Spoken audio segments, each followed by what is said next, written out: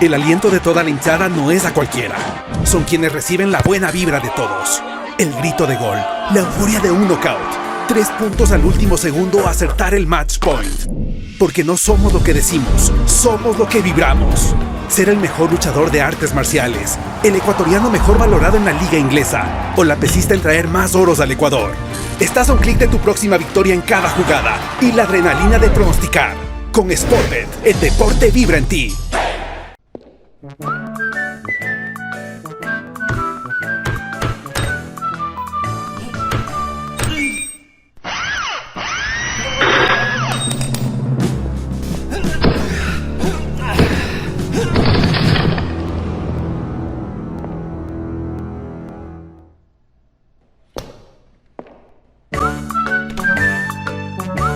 Tubos Pacífico, el arte de lo resistente. Hola, ¿cómo están? Bienvenidos a un programa más de Fútbol Sin Cassette. El día de hoy tenemos la oportunidad de tener un gran invitado. Antes quiero saludarlos a todos ustedes que nos acompañan semana a semana y también a los auspiciantes, a Sportbet, donde la mejor jugada la haces tú, Amstel, la cerveza más que bienvenida, y también Electrocables y Tubos Pacífico. Tenemos la oportunidad de hablar con Yorkaef Reasco, así que vamos a hablar de todo un poco, una gran trayectoria, formado en Liga de Quito, hablar de sus inicios y también del momento que está viviendo con el Nacional. Esto va a salir a lo largo de estas semanas, pero viene de convertir 3 goles, esperemos para cuando salga la entrevista haya convertido 3 goles más, así que vamos a conversar de todo un poco con Yorkaef. ¿Cómo estás? Bienvenido y gracias por la oportunidad. ¿Qué tal, Joaquín? No, un placer estar aquí contigo y qué chévere que el programa siga creciendo. Yo lo veo desde los inicios, así que es un placer y un gusto estar aquí. Es un honor, hemos tenido la oportunidad de charlar en distintos momentos, también con tu papá, y bueno, una vez más tenemos esta oportunidad de conversar de todo, ¿no? Ya con tu edad, la madurez, altibajos, momentos de selección, momentos de hoy estar en un grande como el Nacional, marcando tu paso por Barcelona. Si miras para atrás, ¿cómo te ves hoy en día? Porque tienes todavía mucho por recorrer, pero ¿cómo te ves hoy en día con todo lo que has hecho? La verdad que estoy pasando una etapa muy bonita. Hace 4 meses fui papá, entonces acomodarme con todo, empezar a vivir una nueva realidad, tener una persona más que depende de ti y bueno, es súper lindo. Por eso también tomé la decisión de quedarme aquí en Quito. Tenía otras oportunidades, pero decidí más por la estabilidad, la tranquilidad y bueno, el Nacional me abrió las puertas de gran forma. Y bueno, hoy estamos viendo, gracias a Dios, el reflejo de mucho trabajo, de mucho sacrificio, que a la final el delantero vive del gol. Así que muy feliz por el momento. Hasta ahora 3 goles, ¿no? Con el Nacional, le pudiste marcar a Emelec hace poco, un partido picante, candente ahí, una expulsión de Joao Quiñones, me imagino el boquilleo delantero defensor, ya le había hecho gol a Pedro Ortiz, a lo mejor él quiso asegurar, no, pues no nos va a ver la cara todo el rato, pero salió perjudicado y se terminó yendo. ¿Qué tal ese partido? ¿Cómo lo viviste enfrentar a Emelec, ¿no? que sigue siendo un equipo grande pero que no está pasando un buen momento? Sí, tal cual. Yo creo que durante la semana el equipo estaba muy mentalizado en lo que iba a ser ese partido. Después, obviamente, uno como delantero analiza mucho a sus defensas. Baúl, en este caso, había hecho un gran clásico. Joao venía levantando, tenía mucha continuidad. Pero bueno, uno como delantero sabe las falencias y las debilidades de cada uno de sus contrincantes. Y simplemente, lo peor que en esa jugada, recién iniciaba el partido. Nosotros habíamos marcado gol, no habíamos tenido ningún roce, nada. Pero obviamente yo sabía que Joao era muy agresivo. Entonces yo a lo que viene la pelota en el aire, yo trato de irlo como a buscar para buscar una falta, pero nunca me esperé que me iba a esperar con el codo y de paso me partió una muela. Mañana me toca ir al dentista. No te creo, ¿sí te partió una muela? Sí, me partió, pero la última, la de acá, o sea, no me la partió por completo, pero como que me la atrizó un poco. Y tú cuando lo ves hacer que no había hecho nada, no puede ser con cámara y todo.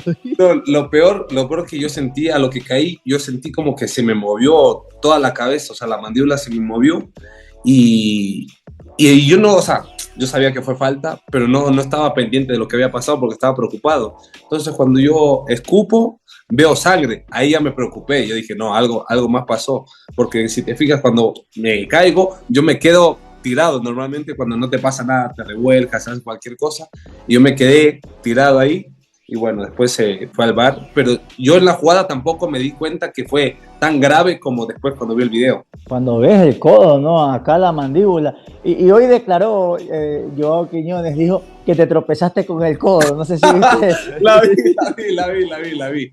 Bueno, son cosas porque cada uno defiende lo suyo. Pero bueno, ¿no? En el video se vio clarísimo.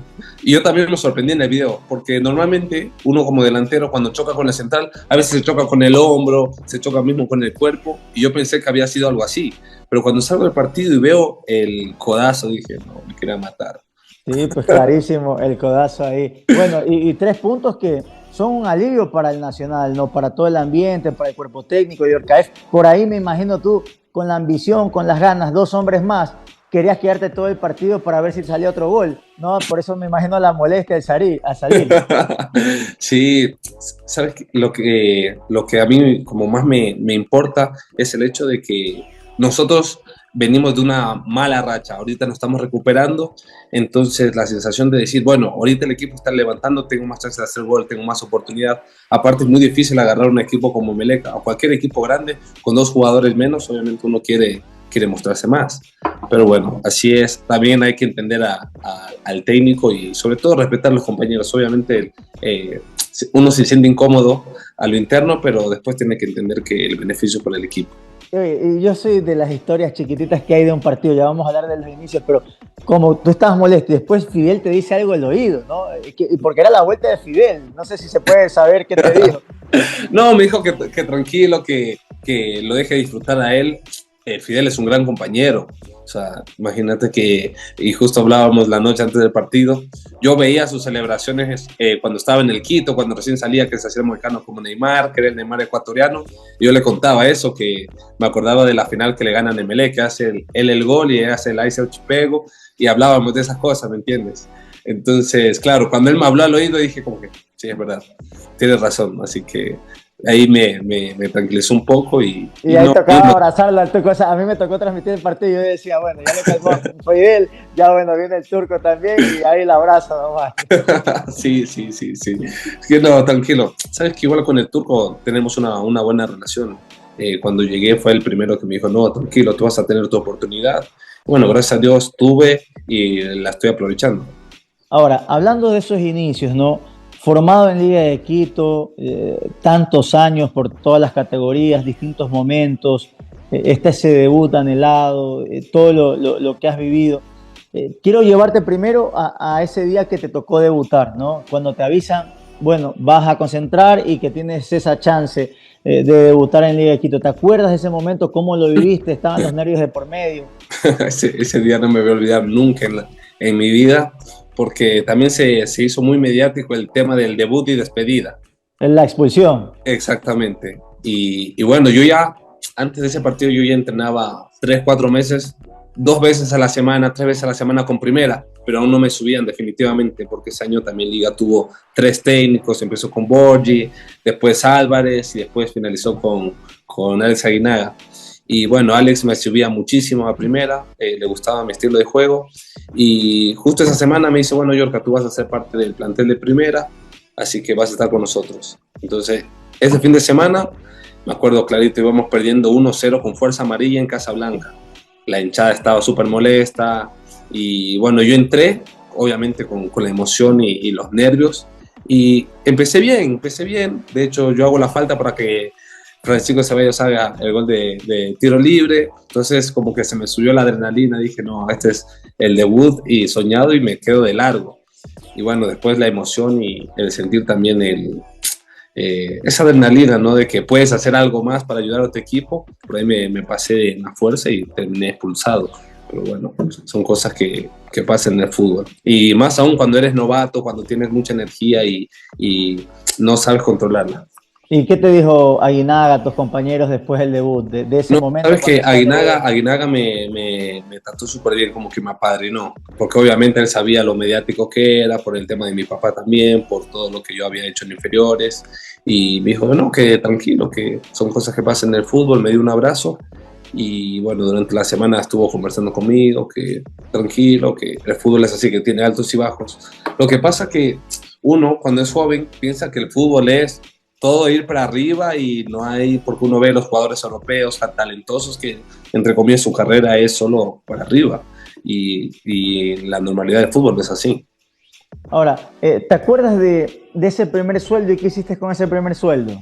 Sí, mira, a mí me hicieron contrato, digamos, en inferiores a los 16 años, pero me habían hecho firmar el contrato, pero no me habían dado nada. Entonces pasaron 3, 4 meses y a 4 meses yo me acerco al coordinador ahí de inferior, le digo, ya firmé el contrato, pero no he recibido mi pago.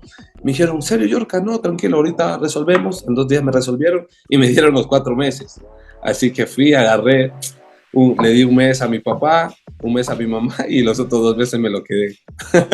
¿Y no lo usaste para comprarte alguna cosita que querías por ahí? No, la verdad que era, sí, o sea, salía a comer con mis amigos, porque yo soy tengo un núcleo de 5 amigos, entonces nosotros venimos desde inferiores de liga de la sub-12, después estuvimos en el colegio juntos y hasta ahora, entonces salimos a comer con ellos y nada más, pero no, así comprarme algo no que recuerde. Tú tuviste diferentes momentos, así como juvenil, con Aguinaga, distintos años, estás en el título con Liga de Quito en el 2018, un centro a Nangonó también contra Emelec. ¿Cuándo te sentiste o qué pasó en todas esas temporadas que tenías minutos pero a lo mejor no te consolidabas, una lesión de por medio? ¿Cómo fue esa época? Me imagino de un carrusel ahí de emociones entre ver si me consolido o no me consolido, o ¿qué pensabas tú, Yorka? Sí, fueron millón cosas. Primero, el debut y despedida, el primer partido. Después, al siguiente año, ya estando en primera, llega Munúa y me dice, mira, Yorka, no voy a contar contigo en primera. Entonces bajé, imagínate, de primera a la reserva. De la reserva, el técnico dijo, no, Yorka, tú necesitas confianza, porque yo debuté con 17 años. Entonces a la reserva, y de la reserva el técnico dijo, no, tienes que ir a ganar confianza, andate a la sub-18.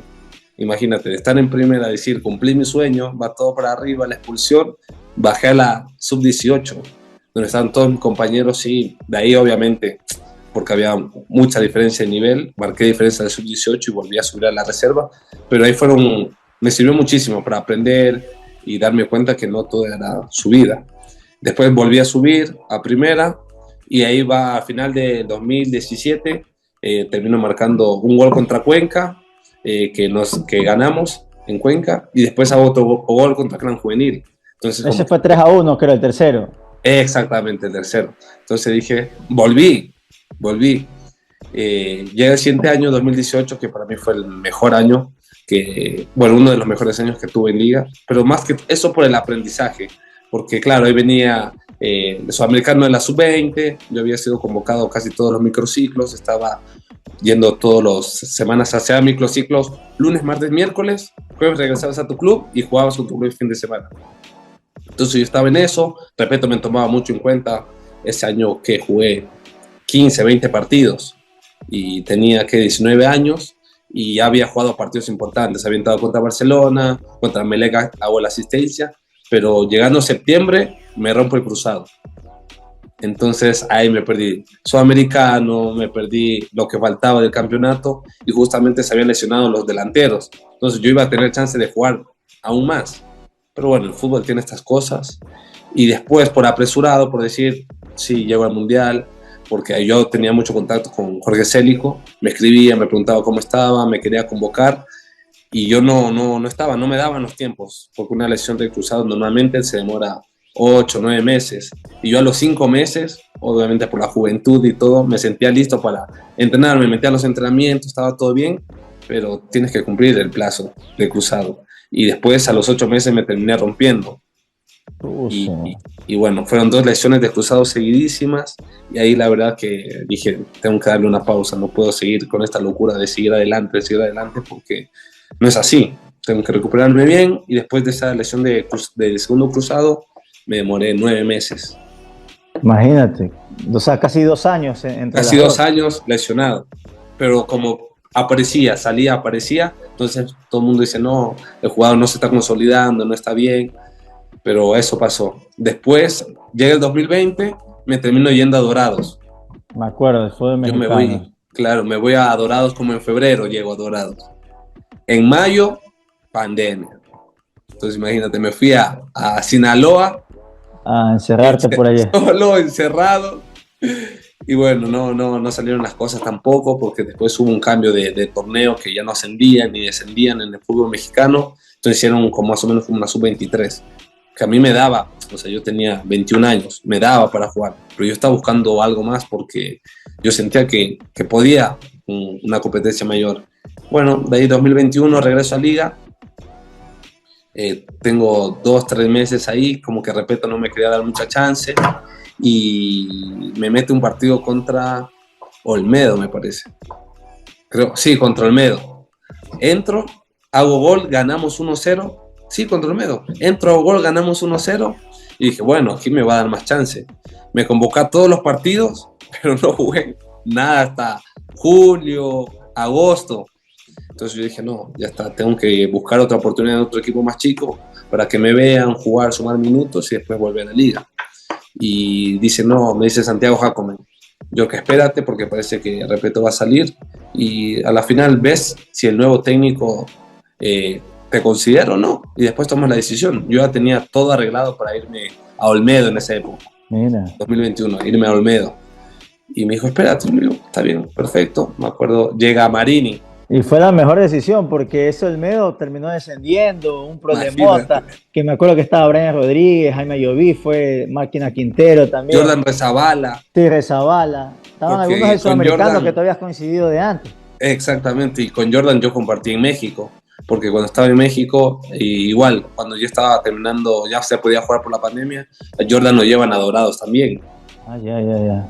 Y ahí compartimos, entonces dije, no, voy a Olmedo, estaba la Máquina Quintero, Jordan, habían varios que yo conocía, dije, no, pues ahí me va a ir bien, me voy a sentir cómodo. Y bueno, termino esperando ahí, o sea, espero ahí en Liga. Me acuerdo que llega Marín y dice, bueno, vamos a hacer fútbol, quería ver a todo el mundo. Y ya, me dice, Yorka, juega de extremo por derecha. Y yo, no me gusta jugar por fuera, no me siento cómodo. Pero de ahí que dije, no, inteligente, no digas nada, juega y después que pase lo que tenga que pasar. Juego por derecha, hago un gol y me dice, Yorka, en el segundo tiempo, juega de 9. Y de 9 el centro, el Choclo me tiene un centro y hago gol de cabeza. No me dice nada Marini, pero habla con Santiago, le dice, Santiago, ¿por qué este chico no está jugando? Si yo llegué y todo el mundo me habla del chico. Y de ahí Santiago me llama en la tarde y me dice lo que te conté. Y le digo, bueno, Santi, tenías razón a la final. Si va a contar conmigo, me voy a quedar aquí. Y ahí, bueno, agarró Marini y me empezó a dar un montón de oportunidades, empecé a hacer goles, empecé a agarrar ese ritmo que me hacía falta y, bueno, terminé llegando a la selección, que fue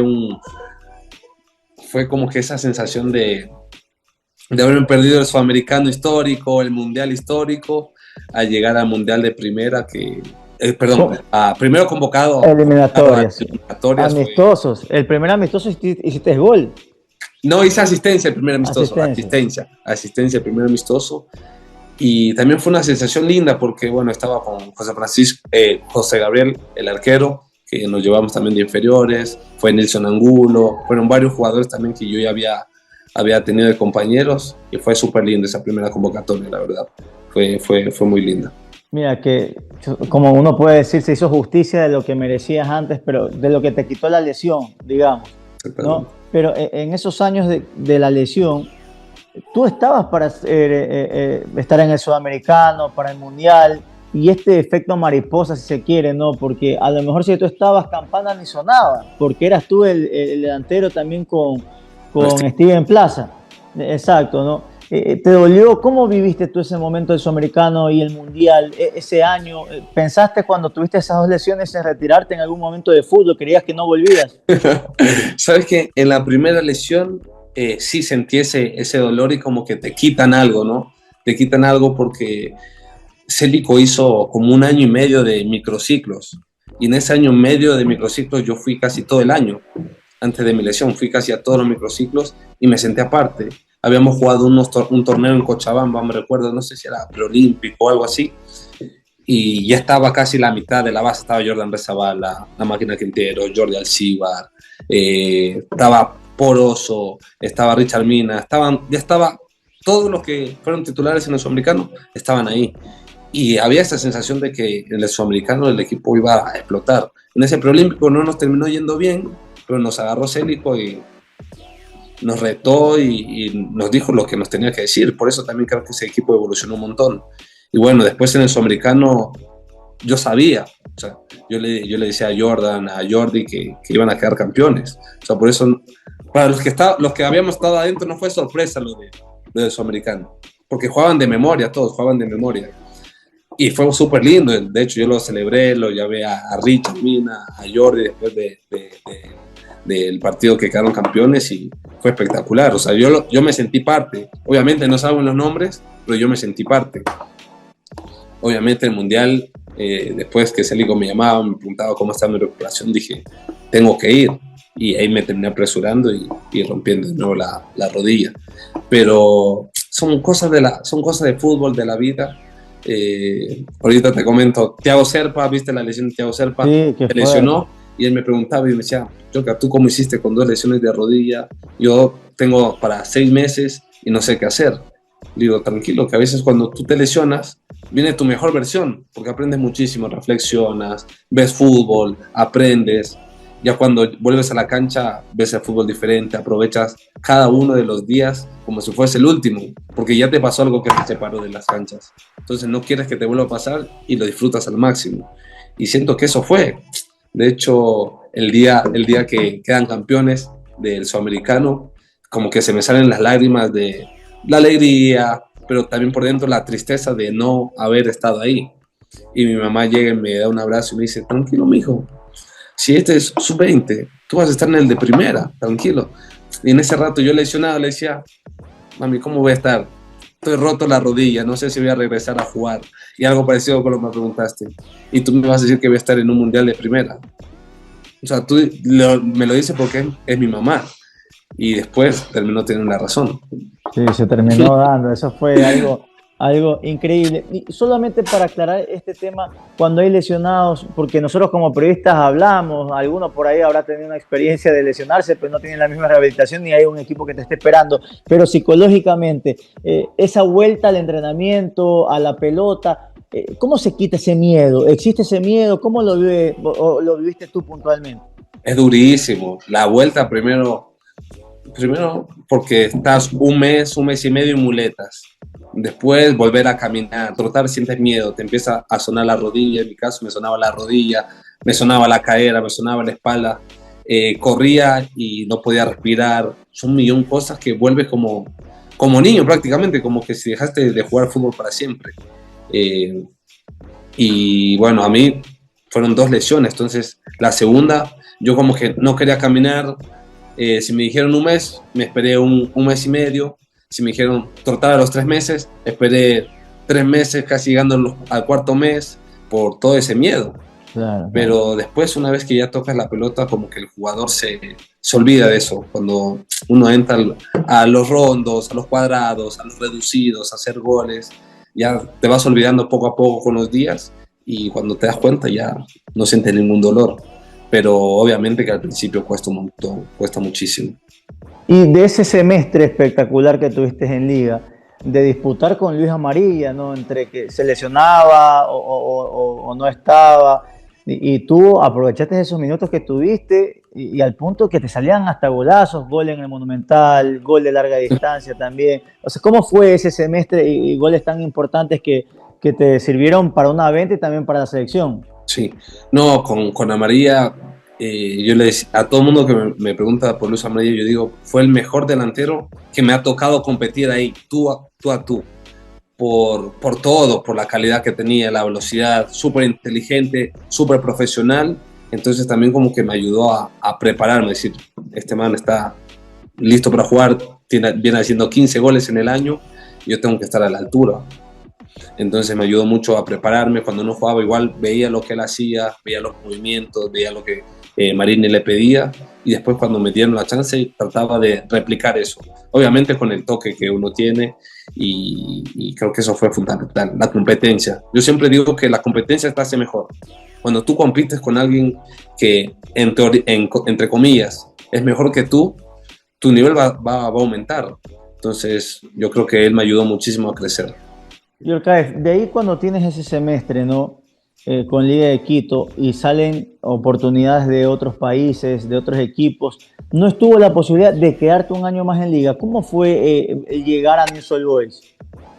Sabes que sí, hubieron muchas cosas que se juntaron en ese final de año, de semestre, porque bueno, justo fui a la selección, mucha gente me empezó a ver y yo terminaba contrato con Liga el siguiente año. Entonces normalmente te dicen que a los 6 meses, si no renuevas, quedas libre. Y yo no quería eso con Liga, pero tampoco querían hacer una buena renovación. Entonces, hablándolo con mi papá, con mi familia, ¿qué hacemos? Yo me quería quedar porque tú dices, tuviste 6 meses buenos, fuiste a selección, consolídate y después te vas en una venta mayor y todo, ¿no? Pero en ese momento Liga me quería vender, había la oportunidad concreta, ya había una propuesta firme y se demoraron como 2, 3 días en arreglar toda la gestión del club, del porcentajes y toda la cuestión, que yo me sentí entre la espada y la pared porque yo quería quedarme. Yo dije, no, me quedo un año más en Liga, quedo campeón y me voy por la puerta grande. Pero bueno, no pudo ser así. Obviamente me fui feliz porque también le dejé una buena ganancia al club, pero también lo vi como una posibilidad, sobre todo para el Mundial, porque yo lo hablé con Gustavo Alfaro, el tema de la Liga Argentina. Y él me dijo, la Liga Argentina es lo mejor que te va a pasar. Y a mí en lo personal terminó siendo así. Obviamente que la gente después ve números, pero el fútbol no es solo números, porque si vieras solo números en el fútbol, vas a perder muchos jugadores que tienen mucha calidad, que tienen magia, que tienen un montón de cosas que a veces los números no lo pueden contar. Y para mí el fútbol argentino, primero cumplir este sueño de, creo que todos los que amamos el fútbol, vimos de la gente, de la pasión, por ejemplo, yo crecí viendo los Cebollitas y viendo cómo tiraban los papeles y la gente alentando, llegar a Newell's, sobre todo a Rosario, que es una ciudad súper futbolera, súper futbolera, sentir ese calor de la gente, estadio lleno, que no juegas con menos de 25.000 personas todos los fines de semana. Entonces a mí el fútbol argentino me ayudó un montón a madurar, a jugar con esa presión. Y después, bueno, no tuve los minutos que quería, pero sí me sirvió muchísimo para crecer. Y también la mentalidad que tienen ellos. Ahorita estoy hablando de memoria, porque Neisser estuvo en News Old Boys, ¿no? Sí, también estuve en Newell's. Sí, estuvo ahí en Newell's y él contaba, me acuerdo Maxi Rodríguez también, y él me decía, a lo mejor no jugué la cantidad de partidos, pero esa experiencia me sirvió muchísimo en la mente, cómo ellos se entrenan, se cuidan. Obviamente fiesteros va a haber en todos lados, algún indisciplinado por ahí, pero la mentalidad acá es una locura, porque eso también pasa mucho. Me acuerdo cuando se enfrentó Ecuador con Argentina, decía Messi, los partidos más incómodos son con Ecuador por el biotipo físico. Genéticamente se los pasa por encima, pero después lo que tienen en el cerebro, esa velocidad mental, la estructura, todo eso, es una locura. Y eso me imagino viviste allá en Argentina. Sí, y más allá del profesionalismo que tienen todos los clubes tienen centro de entrenamiento, tienen 2, 3 canchas, las concentraciones alto nivel, la comida, la cantidad de ensaladas que tienen, los profesores que te miden la sangre del cansancio, cuánto corriste, la alimentación del nutricionista, los preparadores físicos que te dicen, hey, no, tienes que dar una vuelta más, no cumpliste con los kilómetros del día. Entonces todo eso te va preparando, aparte las canchas donde entrenas, todo eso te hace sentir valorado también. Ahora, ¿qué puedes decir de ese primer paso a ese equipo? En algún momento vimos que te movieron de tu puesto también, justo decías por fuera no. ¿Cómo tomaste? ¿Qué análisis puedes hacer? Hay un golazo tuyo, decíamos por acá, no hace goles feos Yorkaev, tiene puros golazos, ¿no? Bombas al ángulo, todo eso, pero ¿qué crees que pasó en Newell's? Y también te pregunto por algo porque le ha pasado a otros extranjeros, Gaibor, Jaime Lloví. ¿No sufriste este tema de racismo, alguna cosa en contra? ¿Tú cómo lo tomas eso de ahí? ¿Sabes qué? Es difícil para nosotros los ecuatorianos por el tema de la cultura. Nosotros tenemos una cultura más tranquila, no decimos todo lo que pensamos, somos más como conservadores. En cambio, el argentino va y te habla de la forma que él piensa y la forma que él cree. Entonces, para nosotros es un poco agresivo. Al principio no lo sufrí tanto, pero después cuando ya no estaba jugando tanto y decía, ¿qué pasa que no entro? ¿Qué pasa que el técnico no me ve y estoy haciendo las cosas bien? Y después me pasó algo súper curioso, que para mí era curioso, ¿no? Había las convocatorias a la selección. Entonces, ese 2022 te decía, había casi todos los meses había una convocatoria a la selección. O pasando un mes había convocatoria a amistosos. Entonces, ¿qué pasaba? Yo empecé a jugar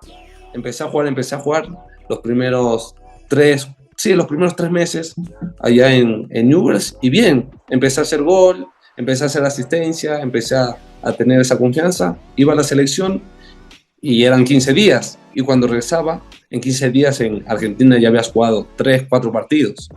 Entonces el técnico me decía, no, te toca esperar porque tus compañeros le hicieron bien y no jugaba 3, 4 partidos más. Y después llegaba la situación de la selección y me iba de nuevo a la selección y después pasaba lo mismo. Entonces fueron muchas cosas también y dentro de mí yo decía, a ver, estoy siendo convocado a mi selección va a ir al Mundial y vengo acá y el técnico no me da la posibilidad de jugar y mostrarme para ganarme ese cupo también a la selección, que es importante para mí, para el club, para todos los que quieren que me vaya bien. Y bueno, después el técnico terminó saliendo, que era Sanguinetti, y después con Coria jugué 15 partidos, 20 partidos consecutivos, y ahí fue donde me sentí bien, y yo creo que Alfaro valoraba mucho eso del fútbol argentino.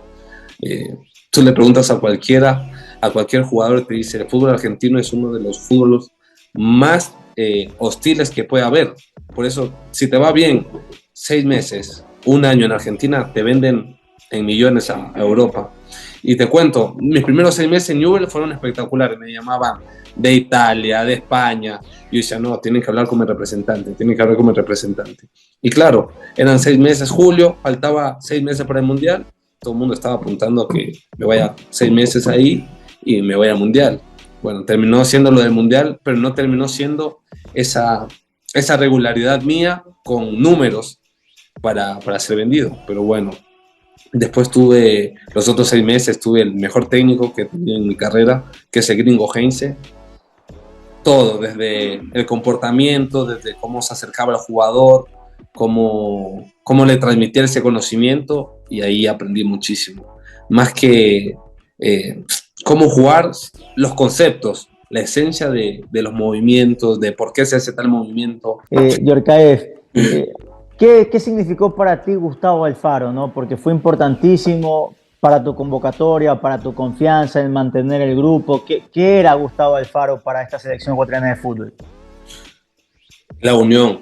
Para mí, Alfaro consiguió y entendió todos esos matices que tiene el fútbol ecuatoriano, de culturas, de que los jugadores se van jóvenes afuera, el saber cómo llegar a cada uno de los jugadores de diferentes maneras, y consiguió que la selección se vuelva a unir, porque veníamos de muchos procesos que la selección no estaba unida, o que se hablaba de problemas internos, y yo creo que Alfaro como que hizo borrón y cuenta nueva, y pudo unir el grupo que terminó yendo al Mundial.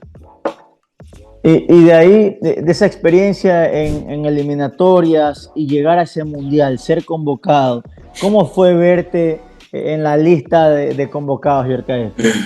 Fue maravilloso porque nos habíamos ido, digamos, casi todos los torneos terminaron antes por el tema del Mundial. Entonces, mi torneo en Argentina terminó como en octubre. Entonces, Alfaro nos convocó a los que ya habían terminado, los de Brasil, Argentina, y algunos no me acuerdo de dónde más eran, ya estábamos entrando en la casa de la selección, pero nadie estaba con esa certeza de si estábamos en la lista o no, porque había mucha gente aún. Y recuerdo mucho que Alfaro nos lleva al gimnasio y nos pregunta a cada uno: ¿cuántos mundiales tienes? ¿Cuántos mundiales te quedan por jugar? Y todo el mundo se regresó a ver, y mira, la selección ahorita todos tienen entre 24 y 27 años, la mayoría, ¿no? Entonces todo el mundo dice, no, 2 mundiales. y agarra Alfaro y nos dice, ustedes tienen uno, porque nadie sabe si van a clasificar al siguiente, o nadie sabe si te va a pasar algo y no vas a llegar. Entonces ustedes tienen que enfocarse en este mundial, no tienen otro. Y como que eso a nosotros nos hizo como que, ¿qué pasa ahora? ¿Qué pasa ahora? Porque la mayoría respondió, no, dos mundiales, 3 mundiales. Entonces te quedas con eso, y ahora ¿qué pasa? Si respondí mal y por eso no estoy. Y como que eso también nos ayudó a no sé, se armó una energía súper positiva en la previa al mundial. Después fuimos a España y claro, todo el mundo le metía a los entrenamientos porque habían 35 jugadores. Y cuando sale la convocatoria, Alfaro no nos dice nada, terminamos el entrenamiento, cada uno a sus habitaciones, y todo el mundo preguntaba, ¿y cuándo sale la lista? ¿Y cuándo sale la lista? Nadie sabía.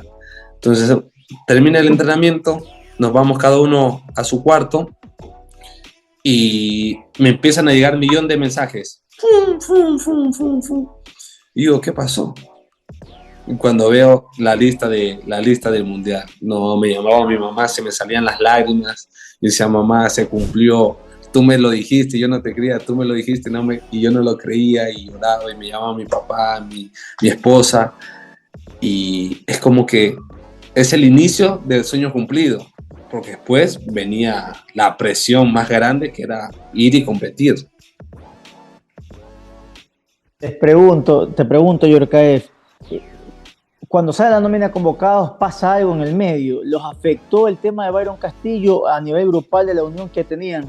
Sí, pero lo de Byron salió para la gente, ¿no? Para la gente salió con la convocatoria, pero nosotros lo de Byron ya sabíamos una semana antes. Y fue durísimo porque todo el mundo sabe, todo el mundo lo quiere a Byron. O sea, tú preguntas por Byron y te van a dar buena gente, calidad de persona, siempre alegre, era la alegría del grupo, estaba ahí. Y cuando nos enteramos que no iba a ir, aparte estaba lesionado también, fue durísimo. Y Alfaro también intervino en eso para ayudar al grupo. Por eso te digo que para mí Gustavo fue la unión, pero en cada momento que había problemas en la selección. Siempre que había alguna situación que como que quería mover al camerino, llegaba Alfaro y lo solucionaba. Él tenía esa esencia, ese poder, y creo que eso ayudó que la selección hoy día esté tan bien. Sí, definitivamente que el trabajo de Gustavo Alfaro fue tremendo. Se llegó a hablar en su momento que Gustavo Alfaro decía, por la unión de grupo, Byron Castillo tiene que estar, si no yo me voy. ¿Fue tan así? ¿Cómo lo manejó él ese mensaje? Sí, porque todo el mundo sentía, o sea, hubieron compañeros muy afectados, o sea, fue algo fuerte que movió mucho ahí en ese grupo de la selección, porque todo el mundo lo quería a Byron. Y después uno dice como jugador, no, uno no ve lo que dice en las redes, y a veces uno le ve o viene un amigo y te pasa, y por más que tú no quieres ver, te enteras y dices, ¿cómo pueden estar hablando tantas cosas que no son reales? Y Alfaro, no sé, él tuvo las palabras necesarias, idóneas, para ayudarlo a Byron a que se tranquilice, y también a que el camerino lo vea lo que pasó con Byron como para hacer fuerza y decir, bueno, vamos por Byron, y Byron fue fundamental en nuestro camerino. Mira, tremendo eso de lo que se vivió en ese momento en la previa. La gente habla, no siempre, Yorkaef. Me acuerdo que William Pacho fue convocado. Mira lo que hoy es William Pacho, ¿no? Tantos nombres. Kevin Rodríguez, que venía de la B, también se pudo meter en el Mundial. ¿Tú cómo veías esto de aquí, ¿no? De ese grupo que estaba ya fuerte, pero asimismo con estos detalles de Gustavo Alfaro que tenía, ¿no? En la convocatoria, en sorpresas y talentos que después terminaron demostrando que sí estaban a la altura? Exactamente. Lo que pasa es que en el mundo de fútbol, y en parte entiendo a la gente también que lo comenta, vivimos mucho de la realidad, pero la gente que está en el mundo del fútbol, te das cuenta cuando un jugador es diferente, cuando toca la pelota, cuando se mueve, la personalidad que tiene. Entonces hay mucha gente que espera que juegue 20, 15 partidos, haga 10 goles para decir, no, sí es bueno, cuando ya la gente sabía antes, cuando jugó el primer partido, que era bueno. Y eso tiene el fútbol, por eso te digo que mucha gente ve números y a veces el fútbol no lo puedes enfrascar solo en números, sino en rendimientos, en cómo entiende el juego, cómo ve el fútbol el jugador.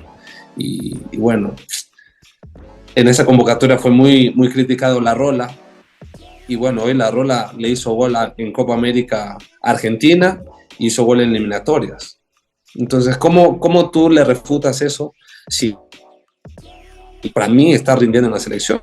Lo criticaron mucho a Alfaro, mi convocatoria también fue muy criticada. Yo decía, a ver, yo estoy jugando en Argentina, una de las mejores ligas de Sudamérica, tampoco es que estoy jugando en cualquier lugar.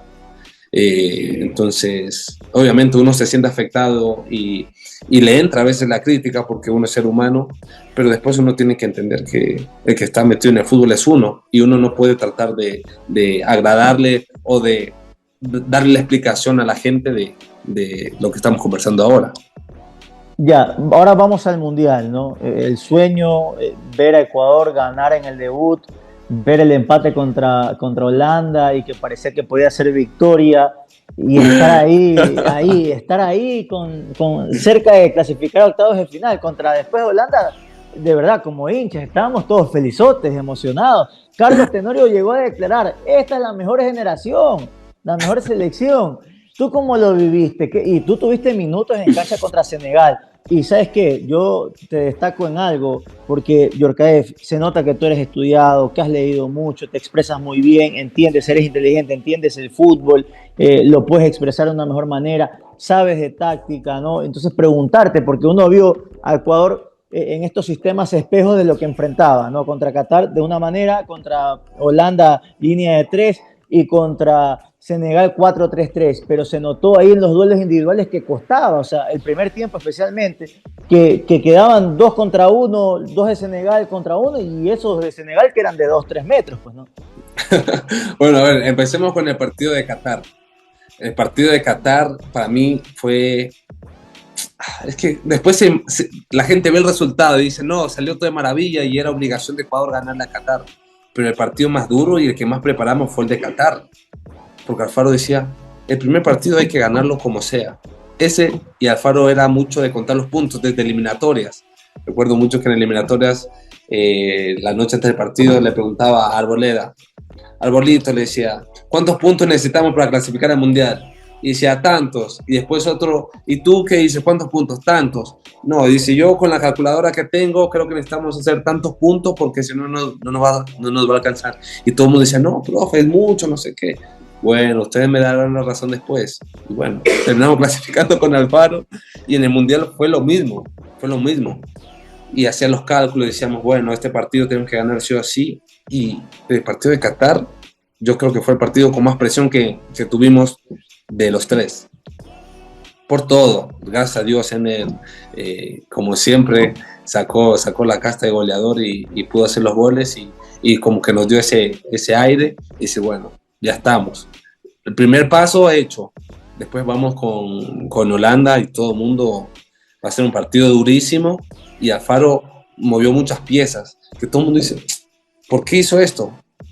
Pues en realidad él en su cabeza sabía lo que iba a ser el partido.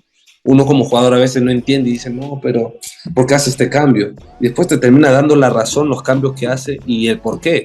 Y después terminaba el partido y no decía, yo hice esto por lo de acá, por los duelos, porque Gakpo medía 1,90 m, necesitábamos ayudar a la defensa en el tema de la pelota parada y te daba todos los argumentos necesarios de por qué los cambios. Y obviamente que después en el sentimiento nos quedamos con ganas de más contra Holanda, pero ahí yo creo que va más un tema del jugador ecuatoriano como tal, de entrar a veces y decir, uy, es Holanda, va a ser durísimo el partido, a lo mejor no lo ganamos, cuando es al revés, el jugador ecuatoriano hoy día, yo creo que después del Mundial, sobre todo esta generación que ahorita estás viendo en la selección, va a cualquier partido, viene Argentina, viene Brasil, y va a ganarle, ya no va con ese, y si sacamos un empate o si arañamos puntos, no, va ya con ganarle. Yo creo que es una lección de todo lo que nos fue pasando en el eliminatorias, después en el Mundial, y hoy, gracias a Dios, la selección está ganando y está yendo de igual a igual con cualquier rival. Y contra Senegal, ¿cómo lo analizas? ¿Tuviste minutos, un primer tiempo que la verdad nos salvamos? No sé, puede ser el nerviosismo, el marco, el verse tan cerca de la clasificación, de manejar los resultados. ¿Cuál es tu análisis ahí, Yorkaev?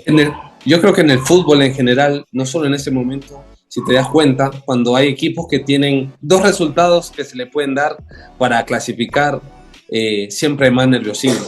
Porque tú dices, a ver, si me voy solo al empate, puedo perder. Pero si voy a ganar y me regalo, también puedo perder. Yo creo que fue un poco de todo.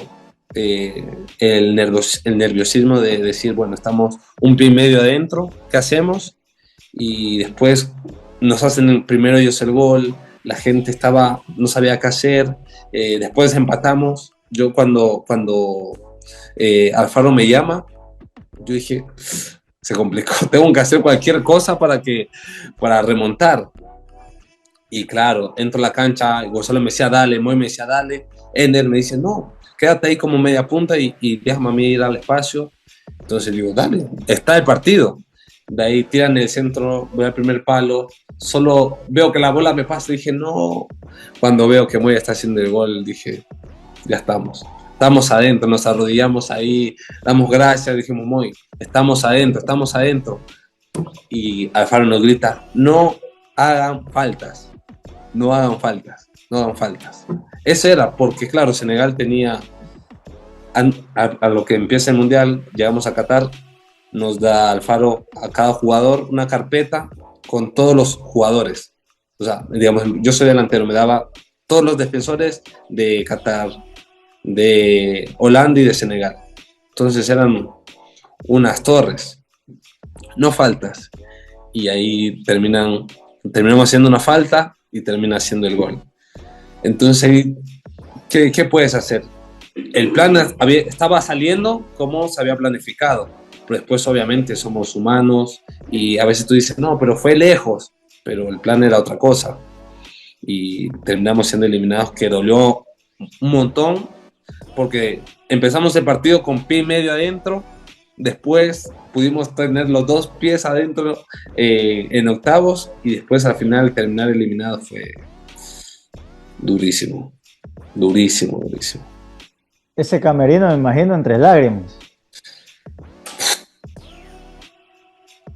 Es que lo recuerdo y como que me da esa impotencia de haber dicho, pudimos hacer, o sea, teníamos equipo para más. Teníamos mucho equipo para llegar y, como decía el Demoledor, ser una de las mejores selecciones de la historia. Pero bueno, es el fútbol. ¿Qué puedes hacer? Más aún cuando tú ves a Holanda que lo llevó a penales en cuartos de final a Argentina y ustedes lo midieron y no eran la gran cosa en ese momento. De tú a tú. Exactamente. De tú a tú. Es eso, es la impotencia de decir, pudimos por más, pero la realidad fue otra.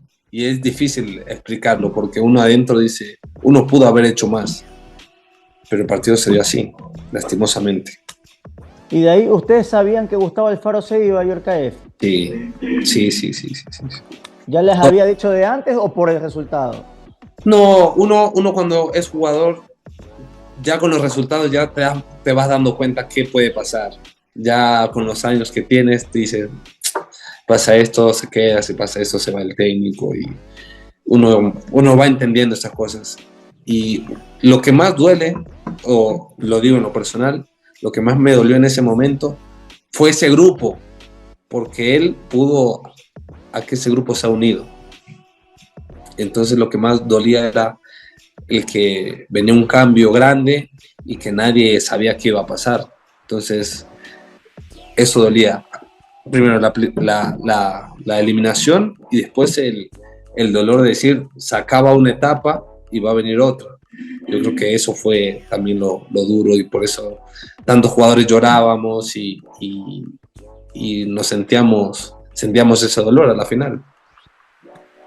Tremendo lo del Mundial y la salida de Gustavo Alfaro. Después, ¿tuviste más convocatorias después del Mundial o ya no? No, después del Mundial no tuve convocatorias. Después tuve bloqueo sí, hasta junio y después ya ahí perdí mucha continuidad. Cuando me fui a instituto no jugué casi nada y después, bueno, vine a Barcelona que tampoco fue lo que pensé y lo que esperé. Pero bueno. Eso justamente, en estos últimos minutos, últimas preguntas del último año, hablamos del Nacional, del momento que estás viviendo, y de Barcelona, ¿qué puedes sacar a limpio, ¿no? ¿Fue una buena decisión? ¿Qué crees que pasó? ¿Cómo lo viviste?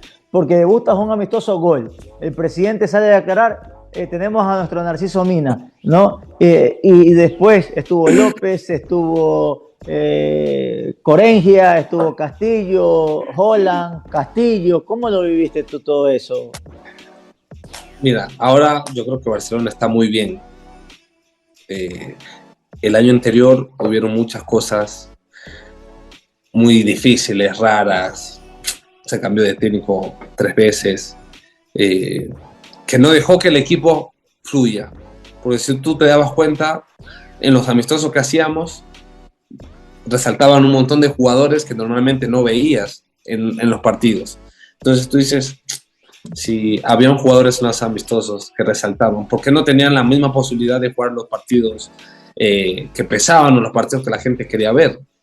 Y bueno, pasaron muchas cosas ahí en Barcelona y la verdad es que no pude tener esa continuidad que quería, que a la final el delantero con la continuidad se va sintiendo con confianza, va agarrando ese ritmo, empieza el olfato goleador, empiezas a meter una y después entran todas y no pude tener eso. Yo creo que eso, después rescatar mucho el profesionalismo que tuve en Barcelona. Tú sabes cómo es Guayaquil y yo creo que para mí me ayudó mucho eso también. El saber que ir a cualquier lugar puedo contar con mi profesionalismo, que es muy sólido y ya. Mira, Yorka, tú eres un líder positivo, eso lo ha sabido todo el mundo. Justamente eso también destacó en algún momento Gustavo Alfaro para tus convocatorias. Yo eso me daba cuenta, uno también percibe y se fija, no, mira, no está teniendo tantas chances. Y si va un amistoso, mete goles y las pelea como que si fuese la única oportunidad. Exactamente, ¿no? Y seguramente te quedó esa espina al escucharte de que hubieras querido tener más oportunidades en Barcelona. Sí, porque a ver, uno como jugador también habla del merecimiento. O sea, tú dices, no, yo merezco porque me entreno bien, porque no llego tarde nunca a los entrenamientos, porque hacemos fútbol y hago goles, porque hago buenos movimientos. Y yo lo veía. Y había varios jugadores también que se sentían en la posibilidad de jugar y no tenían la posibilidad. Entonces, yo me quedo con esa espinita en Barcelona, del que a lo mejor si tenía más regularidad, tenía más minutos, la historia hubiese sido otra. Y tú en los entrenamientos te fijabas, ¿no? De los goles que hacías y todo eso. Sí, porque cuando llegó Holland empezamos a hacer amistosos todos los lunes, los que no jugábamos. Entonces jugábamos amistosos y hay una anécdota con Holland ahí. Entonces jugábamos el amistoso y yo hacía 2, 3 goles. Y hubo un amistoso que hice 4 goles. 4 goles hice. Y termina ese amistoso y dice, oh, cómo está Reasco. Hace 4 goles y el entrenador no lo pone. Y me lo dice Holland. Lo quedo viendo y digo, bueno, así es el fútbol a veces. ¿Qué puedes hacer? Oye, pues Holland tenía esas cosas, a mí se me han contado, era como loquito, ¿no? O sea, él mismo te hacía la cargada, o sea. Sí, pero Holland, de verdad que un excelente técnico. En lo táctico, y yo tuve varias reuniones con él que venía y hablábamos de táctica, de los movimientos. Recuerdo mucho el partido contra Bragantino en Brasil. Él me dice, bueno, tengo esta idea, ¿tú qué opinas? Yo me siento más cómodo en esta zona, pero bueno, en la zona de 9 que yo quería jugar. Contra Sao Paulo. Fue contra Bragantino, en Sudamericana me parece. Sudamericana, partido ya. Para Sudamericana, el último partido. Me dice, no, yo te quiero ver por acá, y yo le digo, no he jugado en esa posición nunca. Y me dice, bueno, pero te veo que entiendes mucho de táctica, entiendes mucho los movimientos en cada función. Digo, sí, bueno, ya depende de ti en qué posición me quieres poner. Pero sí, con Holland también se habló, aprendí mucho de táctica también con él. ¿Y de ahí qué crees que le pasó a Holland? Porque también estuvo el Quito Díaz, todo lo que sucedió, se fue el polaco, llegó Octavio Rivero, o sea, Independiente Juniors, Yorcaef, o sea, fue una locura. Es lo que te digo, yo creo que ese año afectó no solo a mí, a Barcelona como tal y a muchos jugadores que tenían para explotar ese año y no pudieron. Por los resultados, porque imagínate que en la primera etapa teníamos tan buen equipo que la gente dice, no, está mal, y llegamos al último partido de la primera etapa con chance de quedar campeones. Sí, y después la segunda etapa no llegamos al último partido, pero había esa sensación de que podíamos ganar. Entonces, fueron muchas cosas que pasaron en Barcelona el año anterior. Pero bueno, yo creo que eso igual le sirvió para que este año... ¿Me escuchas? Sí, te escucho perfecto, ahí te escucho. Para que Barcelona este año haya arrancado bien. O sea, arrancó muy bien en torneo, está bien, en Copa Libertadores. Tiene esas cosas, ¿no? Que un día estás puntero y dices, ya estamos en octavos, y después pierdes un partido y bajas a tercero y dices, ¿qué pasó? Pero ahorita Barcelona tiene chance de clasificar si le gana Independiente también, entonces es así. Y aparte, tiene un técnico ecuatoriano. Yo rescato mucho eso de segundado, como le decimos, porque él es de los técnicos que es frontal y te dice las cosas. Aparte del jugador, él sabe, él ha estado en la posición del jugador y él lo entiende. Entonces él como técnico trata de transmitir esa tranquilidad, esa confianza que necesita el jugador para rendir dentro de cancha. ¿No hubo chances de quedarse, de pelearla? O sea, no sé, ¿cómo se manejó esa parte ahí? No, es que también yo lo vi por mi lado, ¿no? Yo quería algo diferente porque viví tantas cosas que dije, a ver, puedo pelearla, pero ya no depende de mí. Yo puedo estar 100% físicamente, tácticamente, estar listo para jugar, pero que me den la posibilidad de jugar no está en mis manos. Entonces yo dije, yo necesito un lugar donde pueda ir a competir. No quiero que me regalen nada. O sea, a lo largo de mi vida nadie me ha regalado nada y lo único que yo pedía era competir. Como te decía, cuando volví a Liga, lo tuve amarilla y fue la mejor competencia que pude tener y me hizo mejor. Entonces ahí aprendí que cuando tú compites contra alguien es súper bueno porque te puede potenciar, no hay otra cosa. Entonces aprendí eso, que la competencia es lo mejor que te puede pasar. Está bien. Y ahora, ¿y Liga no te buscó? ¿No tocaste tú la puerta por ahí? ¿No hubo la chance como para volver a Liga de Quito? Sí, hubieron muchas chances, pero yo hablé con papá y le dije, a ver, ¿qué necesito yo ahora? Necesito competir y jugar. Necesito jugar. Donde sea, pero necesito jugar. Y de ahí vimos opciones, había muchas opciones aquí en el fútbol ecuatoriano, después afuera habían varias también, pero en medio mi esposa estaba embarazada y yo me esperé también a que dé a luz hasta el 18 de enero. Entonces, ahí el 18 de enero obviamente hubieron menos chances, pero de esas tocó decidir y mi papi me dijo, a ver, tú necesitas estabilidad. Si tú tienes estabilidad y tienes un lugar donde puedes competir, todo va a salir bien. Entonces yo dije, tienes razón, me quedo aquí en Quito, con mi familia cerca, con mis amigos, la familia de mi esposa también, nace la bebé aquí, todo tranquilo. Y bueno, creo hasta ahora ha sido una decisión acertada y sobre todo me siento bien conmigo mismo, porque estoy teniendo minutos, estoy mejorando, estoy haciendo goles. La gente se empieza a fijar más en uno y la continuidad, que es lo primordial para un jugador. De verdad, muchas gracias por todo este tiempo, Yorcaef. Te deseo lo mejor. No hay versus porque lo vamos a hacer en unos 12 años, ¿no? Está claro eso. Yorcaef, para que no salte nadie. Y de ahí dejarte en la parte final con tus sueños, tus objetivos. Eres joven, tienes mucho por dar. Entonces, eso quería justamente preguntarte, ¿no? ¿Qué está en tu cabeza? Lo más lindo con tu hija, ¿no?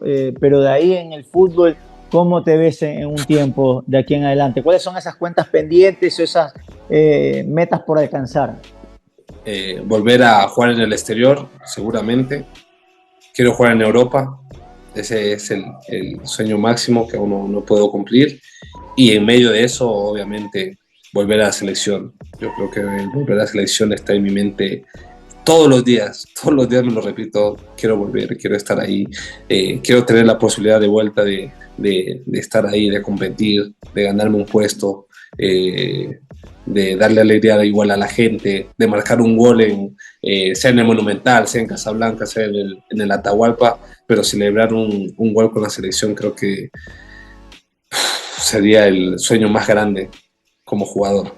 Yorka, yo creo que ya anticipaste tu respuesta, pero preguntarte por las convocatorias que tanto se han puesto en polémica, pero tú anticipaste con lo de Kevin Rodríguez y con lo de los otros, que a veces la gente quiere ver los números y no ven el talento de lo que está en un entrenamiento. ¿Va por ahí con lo de Guagua y con otros casos? Sí, totalmente. Yo creo que el técnico es la única persona que puede decir, este jugador tiene talento, este jugador en 2-3 años va a explotar. Y pasó con Moy.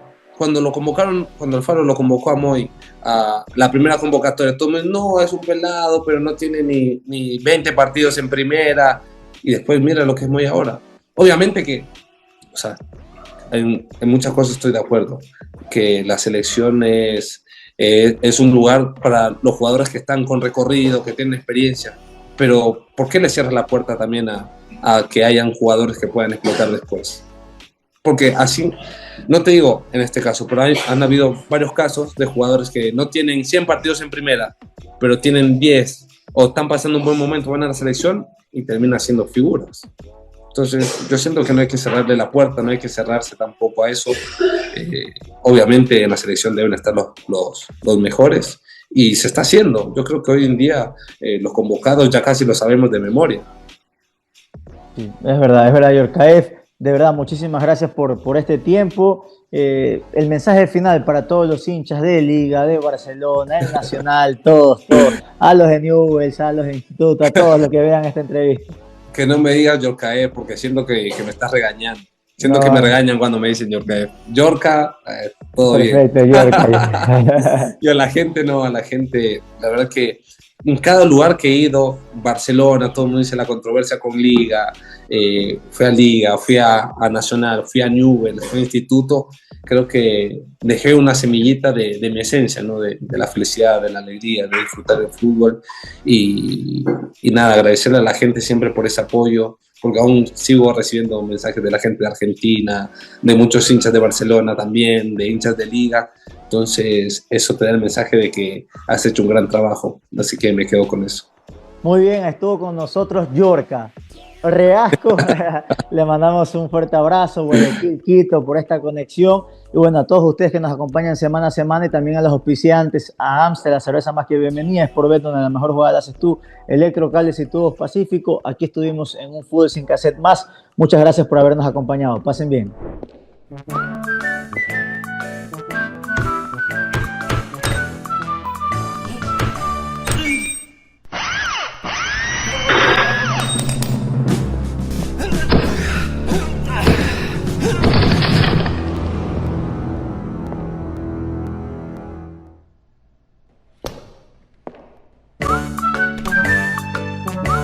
Tubos Pacífico, el arte de lo resistente. El aliento de toda la hinchada no es a cualquiera. Son quienes reciben la buena vibra de todos. El grito de gol, la euforia de un knockout. 3 puntos al último segundo a acertar el match point. Porque no somos lo que decimos, somos lo que vibramos. Ser el mejor luchador de artes marciales, el ecuatoriano mejor valorado en la liga inglesa o la pesista en traer más oros al Ecuador. Estás a un clic de tu próxima victoria en cada jugada y la adrenalina de pronosticar. Con Sportbet, el deporte vibra en ti.